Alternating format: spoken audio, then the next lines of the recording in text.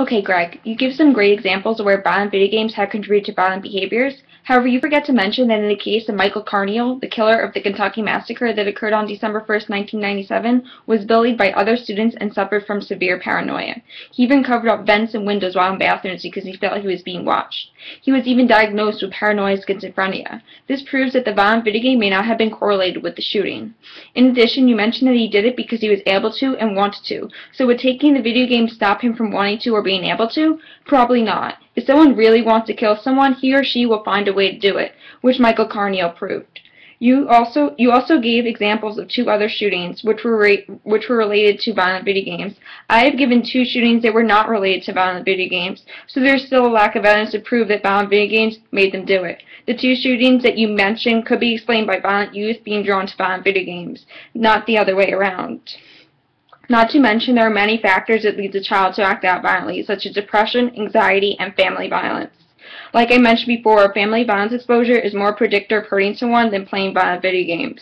Professor Christian Ferguson, who has a PhD in clinical psychology, shows that violent video games may affect the form of violence, but does not cause the violence to occur. To restate, youth might model violent acts on what they have seen in video games, but the violence will still occur in the absence of video games. Furthermore, our culture have given rise to violent video games, not the other way around. There is so much violence in television as well as in movies. Kids are just as likely to see a rated R movie with their parents as they are likely to gain access to a violent video game. Kids can act out what they see in movies just like they can act out what they see in violent video games. Are we going to ban violent movies as well? What's next? Violent books? Are wars taught in school going to be banned too because they are too violent?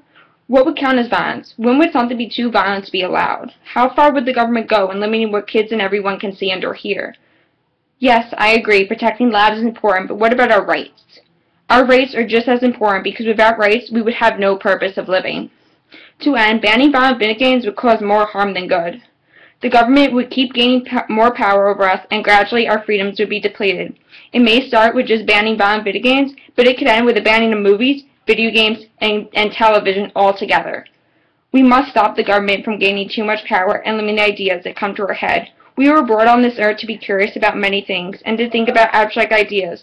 The federal government cannot take our meaning of life away. Video games, both ones with violence and without violence, allow us to use our imagination and explore different worlds as well as provide a way to release tension and stress. In addition, they provide an outlet for anger and aggressive behaviors. The federal government simply cannot ban violent video games. The government does not have the power to restrict the flow of ideas.